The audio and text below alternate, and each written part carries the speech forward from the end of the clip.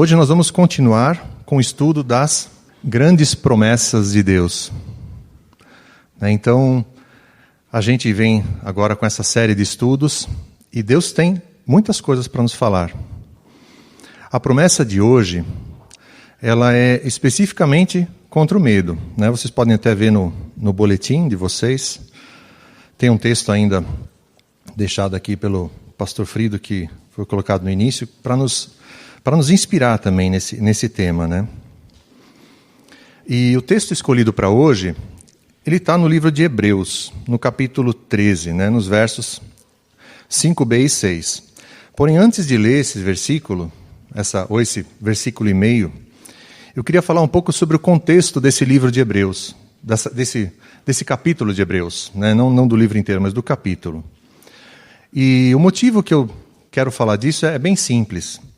Eu quero incentivar vocês a ler esse capítulo em casa, a refletir sobre ele e ver como ele pode ser aplicado nas suas vidas.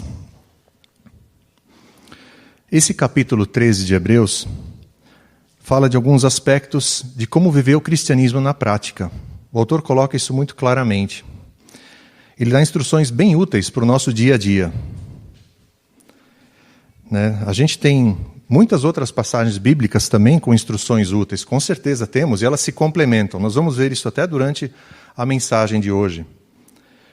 E quanto mais nós conhecermos a palavra e aplicarmos a palavra de Deus nas nossas vidas, vai ser mais fácil de atravessar os obstáculos que a vida nos coloca. Bom, e alguns obstáculos, talvez a gente nem chegue a notar se a gente aplicar a palavra de Deus. Mas eles virão, com certeza. Mas Deus vai nos ajudar. E nesse texto, nesse capítulo 13, o autor, ele fala no começo de três coisas aqui no começo. Ele fala como devemos tratar o nosso próximo, como devemos tratar o nosso cônjuge e como devemos tratar o dinheiro. Então é interessante, por isso leiam, é legal. E na sequência, o autor fala de Jesus Cristo, que é para quem nós devemos sempre dirigir o nosso olhar. Eu digo dirigir o nosso olhar, acho que todos entendem aqui, não quer dizer contemplar uma imagem, uma figura, um desenho de Jesus Cristo, mas sim da gente fazer isso de uma verdade na nossa vida, de aplicar na nossa vida aquilo que ele ensina. E sempre observar. Por isso é importante a gente ler a palavra, sempre lembrando daquilo que ele nos ensinou. Nós precisamos muitas vezes ser relembrados, como disse um autor. Às vezes não é nem questão de sermos ensinados novamente, mas sermos relembrados daquilo que nós aprendemos. E então agora eu quero ler o versículo de Hebreus 13, capítulo 13, versículos 5 e 6. O versículo completo, 5, é assim: conservem-se livres do amor ao dinheiro e contentem-se com o que vocês têm. Porque Deus mesmo disse, nunca o deixarei, nunca o abandonarei. Podemos, pois, dizer com confiança, o Senhor é meu ajudador, não temerei. O que me podem fazer os homens? É só até aqui, o versículo para a gente estudar. Até está aqui na projeção, nós vamos focar bastante nessa parte aqui. A parte que está entre parênteses ali é a parte que ele fala do dinheiro. E só para dar uma pequena mensagem, uma pequena informação sobre isso, Calvino citou que essa passagem tem o propósito de corrigir a ganância que nós temos. E nos incentiva a nos contentarmos com aquilo que nós temos, seja muito ou seja pouco. E o próprio Senhor Jesus nos alerta também sobre esse tema. Em Lucas 12, versículo 15, ele disse: acautelai-vos e guardai-vos da ganância ou da avareza, porque a vida de um homem não consiste na abundância do que possui. Em outra passagem, o apóstolo Paulo nos fala também que ele superou isso. Ele diz, em Filipenses 4:11, não estou dizendo isso porque esteja necessitado, pois aprendi a adaptar-me a toda e qualquer circunstância. E o mesmo apóstolo Paulo fala também em 1 Timóteo 6, versículos 6 a 8. De fato, a piedade com contentamento é grande fonte de lucro. Pois nada trouxemos deste mundo. Nada trouxemos para este mundo, e dele nada podemos levar. Por isso, tendo que comer e com que vestirmos, estejamos com isso satisfeitos. Então, o importante é quando, dizem alguns, quando a gente tem o dinheiro, e não quando o dinheiro nos tem, porque é muitas vezes isso que acontece, né? O dinheiro que nos tem. Ou uma frase que alguém disse uma vez: o dinheiro é um mestre terrível, mas um excelente servo. Então esse é um desafio. Isso não é uma frase bíblica, mas ela concorda muito bem com o que a Bíblia ensina sobre o tema, que nós devemos ser muito sábios com o trato do dinheiro. Como eu mencionei, apesar do foco desse versículo ser sobre o dinheiro, eu quero ampliar um pouco esse tema, ampliar um pouco para essa promessa de Deus contra o medo. O que a gente pode extrair desse versículo em relação a isso? O que Deus está querendo nos dizer aqui? Esse versículo, gente, ele nos fala, nos revela mais coisas sobre Deus. Ele nos revela como Deus pensa. Ele nos revela o que passa na mente de Deus em alguns aspectos. Então, o foco é aqui, olha: nunca o deixarei, nunca o abandonarei. O Senhor é o meu ajudador, não temerei. O que me podem fazer os homens? Como que essas promessas podem nos ajudar, né? Como que isso pode nos ajudar? Então, quando nós estamos com medo, é muito bom lembrar isso, né? Mas, só pensando um pouco, o medo, por que a gente fala isso do medo, né? O que o medo causa em nós? Eu penso assim, no primeiro momento, o medo nos paralisa. O medo nos bloqueia. O medo traz estresse, traz ansiedade. O medo também faz com que a adrenalina seja injetada no nosso sangue, preparando o nosso organismo para a luta ou para a fuga, né? Então, o medo ele tem esses aspectos. E algumas vezes ele é útil, né? Como um sinal de alarme para a gente se afastar de alguma situação de perigo, né? Agora, tem casos que não tem como. Mas a maior parte, acho que, do medo espiritual que a gente vive, ele simplesmente nos impede de vivermos plenamente aquilo para o qual Deus nos criou. Então, a gente foi criado para viver de uma forma, e o medo às vezes nos impede disso. Bom, e o que pode nos causar medo, então? Vamos pensar um pouquinho sobre isso. Eu fiz uma lista, eu acho que é uma lista pequena aqui. Eu listei algumas coisas, uma lista que não é muito grande, e ela não tem realmente intenção de ser completa. Mas, se a gente for pensar, a gente pode ter medo da violência nas ruas, a gente pode ter medo de perder amigos, a gente pode ter medo do desemprego, né? Quem está estudando pode pensar assim, medo de uma prova, né? Na escola, na faculdade. Mas, só uma pausa aqui. Uma prova, como é que a gente vai resolver esse problema da prova, né? Eu já cheguei a ver pessoas assim orando: Senhor Deus, me ajuda. Eu não estudei nada para a prova, mas eu sou teu filho, eu sou tua filha, então me ajuda a passar. Olha, aqui eu vou fazer uma propaganda. Nós estamos tendo todo domingo de manhã aqui, gente, às 9 horas, na EBD, Escola Bíblica Dominical. Estamos aprendendo sobre a parceria entre homens e mulheres na obra de Deus. Isso, então, são tratados aqui muitos textos bíblicos de parcerias de homens e mulheres que fizeram a parceria visando aquilo que Deus queria, e outros que não estavam visando aquilo que está na vontade de Deus. E isso fez com que isso trouxe consequências terríveis para muitas outras pessoas, né? Porque geralmente eram pessoas de influência, eram reis, rainhas, né? Então, o que acontece? As pessoas erram por não conhecer a vontade de Deus e agir conforme suas próprias cabeças. Por isso que é tão importante a gente ler o que está na Bíblia e aplicar o que está na Bíblia, né? É importante a gente lembrar, né, que nem a questão da prova. Deus não vai abençoar um erro nosso, gente. Deus não é assim. Deus não abençoa o erro. Deus busca, sim, arrependimento, mudança de vida, mudança de coração, né? Bom, vamos continuar a lista. Temos outros medos ainda. Medo de faltar dinheiro, medo de aranhas. Eu não gosto de aranha, gente. Não gosto de aranha. Alguns tipos, pelo menos. Algumas não me fazem nada, mas algumas aranhas, assim, realmente eu não gosto. Principalmente armadeira, aranha marrom, essas aí eu não topo muito, não. Bom, medo de cachorro, algumas pessoas têm. Medo de alguns outros animais. Medo do futuro. Medo de perder uma pessoa querida. Medo de abrir um resultado de exame. Medo de abuso e violência, às vezes dentro de casa. Essa violência pode ser física ou pode ser emocional também. E eu queria perguntar, não precisa levantar a mão, né? Você já sentiu esse tipo de medo? Ou você sente esse medo? Ou você causa esse medo em alguém? É muito triste, né, gente? Mas em muitos lares cristãos podem acontecer situações assim de abuso e violência. E acontecem.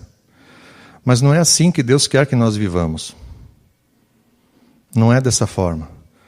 Vocês lembram quando eu iniciei aqui a mensagem? Que esse capítulo de Hebreus fala de alguns aspectos práticos para a gente viver o dia a dia? Ele fala como tratar nosso próximo, como tratar nosso cônjuge. Né? Então, Deus tem instruções muito diretas para nós. Vale a pena a gente conhecer. Vale a pena a gente conhecer e praticar. Bom, ainda continuando a lista, temos medo de passar constrangimento, medo da morte, medo de condenação. E essa lista continua, mas podemos parar por aqui. Talvez vocês tenham pensado em outros medos. Talvez vocês tenham se identificado com algum deles. Mas, como se livrar dele? Por isso é importante a gente se conhecer nessa hora. A gente se conhecer e saber o tipo de medo que a gente está enfrentando. E se a gente voltar ao exemplo da prova, melhor é estudar, né? Do que ficar com medo dela, né? Vamos estudar. Mas alguns medos também podem ser infundados, né? Por exemplo, diante de uma garoa, às vezes, será que uma pessoa pode, de repente, achar que vai se afogar só por receber uma garoa aqui no pátio da igreja? Né? Não sei, pode ser que exista. Isso pode ser tratado. E a Bíblia também nos ajuda a tratar questões do medo. E é sobre isso que nós estamos aqui falando, né? Quando se trata de coisas espirituais, a gente tem que buscar as respostas espirituais que a Bíblia nos oferece. Como disse o pastor A.W. Tozer, há muitos anos atrás, para estarmos certos, nós temos que pensar certo também. Ele falou isso num contexto completamente diferente dessa pregação aqui, mas serve bem para essa reflexão. Porque a gente muitas vezes pensa errado. A gente pensa da forma errada. Né? E para nos ajudar a encontrar o caminho, para nos guiar na direção certa, no caminho certo, a gente tem à nossa disposição, né, a ajuda dos nossos irmãos mais maduros na fé. A gente tem a palavra de Deus para nos ajudar. Né? Se a gente for ver, por exemplo, no Salmo 119, versículo 105, diz assim: a tua palavra é lâmpada que ilumina os meus passos e luz que clareia o meu caminho. Vocês já tentaram andar em algum lugar escuro, à noite, por exemplo? Eu sempre lembro assim, de uma cena assim, de árvores, assim, um lugar assim, um caminho de terra, no meio de árvores, escuro, chovendo, sem luz. A gente não consegue enxergar se tem uma pedra, se tem um buraco, se tem uma raiz. É tão bom ter uma lanterna nessa hora, né? É tão bom ter uma luz para iluminar o caminho da gente. E a palavra de Deus, ela é isso, para iluminar o nosso caminho. Iluminar o caminho que a gente está andando. O que mais também? A gente vê na carta de Paulo a Timóteo, em 2 Timóteo 3, versículos 16 a 17, diz assim: toda escritura é inspirada por Deus. Até aí tudo bem. E é útil para o ensino, a repreensão, a correção e a instrução na justiça. Para que tudo isso? Para que ensinar, repreender, corrigir e instruir na justiça? Para que o homem de Deus seja apto e plenamente capacitado para toda boa obra. Tá? Isso daí, por isso a palavra de Deus, ela nos é útil para isso, para nos ensinar a andar no caminho certo. Isso vale para todos nós. Isso vale para mim também, gente. É bom sempre relembrar disso. É sempre bom. Por isso, eu estava dizendo, é um privilégio a gente poder estudar a palavra de Deus. É um privilégio a gente estar aberto para isso, sabe? Muitas vezes não é fácil, mas a gente tá junto aqui caminhando. Nós estamos juntos, né? E cada um de nós aqui pode ajudar um ao outro a caminhar no caminho certo, né? Às vezes a gente está às vezes numa trilha errada e algum irmão fala, puxa, olha, estou vendo que você não está andando no caminho certo, anda por aqui. Isso é uma bênção. Para mim isso já foi muita bênção. Às vezes Deus já teve que me dar umas chacoalhadas boas, né? Mas é uma bênção. Deus tem me abençoado com isso, né? Eu lembro agora de uma situação, falando de alguma coisa que aconteceu comigo na época da faculdade. Eu encontrei um texto, uma folha de papel, né, que tinha um texto muito bacana, que falava das maravilhosas promessas de Deus para quem passar a eternidade com Ele. E eu fiz uma cópia para cada uma dos meus colegas de grupo, de trabalho. Então são pessoas que eu conhecia, que eu lidava no dia a dia. Eu estava toda hora, todo dia, na aula, conversando com essas pessoas. E eu entreguei uma folha para cada uma das pessoas. E o título era mais ou menos assim: o que podemos esperar após a morte? E eu achei interessante que uma pessoa teve uma reação totalmente inesperada. Ela pegou a folha, quando ela leu a palavra morte, ela me devolveu. Falei, não quero isso. Como assim? Eu falei, não, mas são promessas boas, são coisas boas. A palavra de Deus está falando de vida, de esperança para após a morte. A pessoa falou, não quero saber, fala de morte, não quero, não venha, não tente me convencer, eu não quero saber. Pois é, o Evangelho de Jesus Cristo, né, as boas novas de Cristo são justamente o remédio, e na verdade são o nosso único remédio para tirar o medo da morte. Infelizmente, com aquela pessoa os meus esforços foram inúteis. Ela se recusou a ficar com aquela folha e não quis ouvir mais sobre aquele assunto. Eu só pensei naquele momento, ela não quer saber da morte, mas um dia ela vai estar diante dela. Ela vai ter que enfrentar a morte um dia. E ela recusou aquilo que poderia talvez ter dado alguma esperança para ela, aquilo que poderia ter ajudado, aquilo que poderia que ela poderia deixar guardado no coração para quando chegasse esse momento. Então, como disse também uma outra pessoa, nós somos muito espertos para nos afastar daquele que pode nos ajudar, daquele que pode tirar esse nosso medo. A nossa única esperança, a nossa única rocha segura na tempestade, nossa única salvação é Jesus Cristo. E a gente não se cansa de falar dele, né? Ele é demais. Ele é realmente o nosso amigo, é aquele que a gente pode contar sempre com ele, né? Bom, agora também tem pessoas que fazem outras coisas. Tem pessoas que têm apenas o pensamento positivo para se afastar dos medos. Isso pode ajudar até certo ponto, mas tem limites e algumas armadilhas. Outras pessoas também usam as redes sociais para manter a mente ocupada com outros pensamentos. Pois é, se eu penso nisso, eu digo, a pessoa está adiando aquilo, ela está apenas por um tempo fazendo outra coisa, mas o problema continua ali. E, enfim, a gente poderia passar muito tempo falando sobre os tipos de medo que temos, mas o foco da mensagem aqui é nas promessas de Deus, né? E nós podemos lembrar que mesmo que a gente esteja, né, naqueles dias de tempestade, sabe aqueles dias de tempestade, de verão, aquelas nuvens escuras, aqueles raios, trovões, chuva torrencial, aquele vento forte, né? Vocês já tentaram sair numa tempestade dessa? Naquelas tempestades que você abre o guarda-chuva para cima, mas não adianta nada, né? Você tem que abrir para o lado que a chuva está vindo, né? Porque a gente acaba se molhando. E até perigoso por causa dos raios, né? Mas, enfim, mesmo em meio à tempestade, a gente pode lembrar de uma coisa.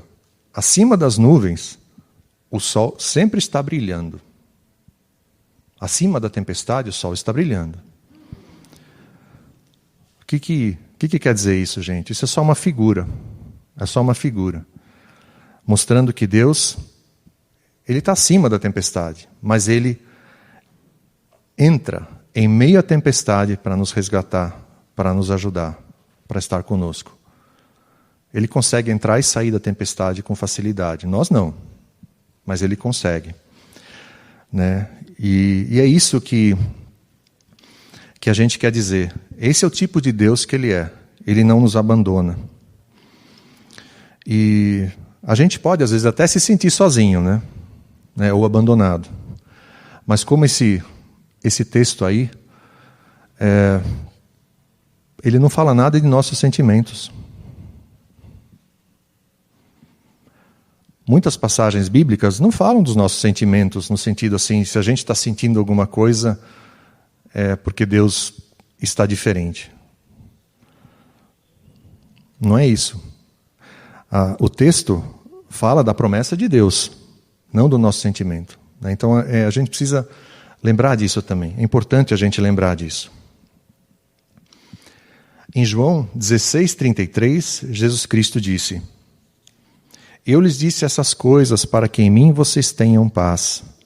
Neste mundo vocês terão aflições, contudo tenham ânimo. Eu venci o mundo. Com isso, Jesus estava deixando bem claro que Ele é o vencedor soberano. Vencedor sobre o pecado, sobre a morte e sobre o diabo. Aí a gente pensa, isso é o Novo Testamento. O Antigo Testamento não é tão legal. O Antigo Testamento, Deus era um Deus muito menos amoroso, né? Alguns dizem isso. Então tem uma passagem aqui em Isaías 41:10, lá no Antigo Testamento, dizendo assim: Por isso não tema, pois estou com você. Não tenha medo, pois sou o seu Deus. Eu o fortalecerei e o ajudarei. Eu o segurarei com a minha mão direita vitoriosa. Isaías 41:10. Também em Isaías, no capítulo 49, versículos 14 a 16, nós lemos assim: Sião, porém, disse: O Senhor me abandonou, o Senhor me desamparou. Será que uma mãe pode esquecer do seu bebê que ainda mama e não ter compaixão do filho que gerou? Embora ela possa se esquecer, eu não me esquecerei de você. Veja, eu gravei você nas palmas das minhas mãos. Seus muros estão sempre diante de mim. Estica uma mão, qualquer uma. Olha para a palma da sua mão. Você imagina, é como se tivesse o seu nome aí e Deus está vendo você o tempo todo. Deus não se esquece de você. Ele não se esquece de nenhum de nós. E ler e escutar essas passagens bíblicas, tem muitas outras, gente. O Antigo Testamento tem muita promessa de Deus também. A gente poderia passar, acho que, dias aqui falando. É muita mensagem, muita promessa boa. E essas mensagens, ouvir essas mensagens, fortalecem a nossa fé. Né? A Bíblia diz que a fé vem pelo ouvir, né? Ouvir a palavra de Deus. Então, é bom a gente ouvir. Né? E a gente pode ler essas passagens, até ler em voz alta, para a gente mesmo ler e ouvir. Né? Não é nenhum tipo de simpatia, não, gente. É a palavra de Deus, né, que a gente lê e pensar, refletir naquilo. Não é um amuleto, né? Mas realmente refletir naquilo que a palavra de Deus diz. Às vezes, quando a gente está está triste até, a gente pode pensar, né? Mas as palavras são antigas, né? Isso foi dito há muito tempo atrás. Aquilo que Jesus falou já passou há muito tempo, mais de 2000 anos, né? Ou há 2000 anos, mais ou menos. Até isso, sobre isso Jesus falou, né? Em Mateus 24:35, ele disse: o céu e a terra passarão, mas as minhas palavras jamais passarão. Elas vão durar para sempre. Aquilo que Jesus falou vai durar para sempre. Por isso, queridos, vamos nos apegar firmemente à palavra de Deus, pois muitos inimigos da nossa alma tentam roubar essas promessas de nós. Eu não estou falando de pessoas de carne e osso, gente. Estou falando de inimigos espirituais mesmo. Querem roubar isso. Então, vamos manter isso, vamos lembrar disso aqui. E eu quero finalizar com um texto de Paulo aos Romanos. Novamente, esses textos a gente leu aqui, ele também se alinha bem com essa promessa de Hebreus, né? E ilustra isso, que Deus não vai nos abandonar e que Ele não vai nos deixar. Em Romanos 8, de 35 a 39, diz assim: quem nos separará do amor de Cristo? Será tribulação, ou angústia, ou perseguição, ou fome, ou nudez, ou perigo, ou espada? Como está escrito, por amor de ti enfrentamos a morte todos os dias. Somos considerados como ovelhas destinadas ao matadouro. Mas em todas essas coisas somos mais que vencedores por meio daquele que nos amou. Pois estou convencido de que nem morte nem vida, nem anjos nem demônios, nem o presente nem o futuro, nem quaisquer poderes, nem altura nem profundidade, nem qualquer outra coisa na criação será capaz de nos separar do amor de Deus que está em Cristo Jesus, nosso Senhor. Que Deus nos abençoe.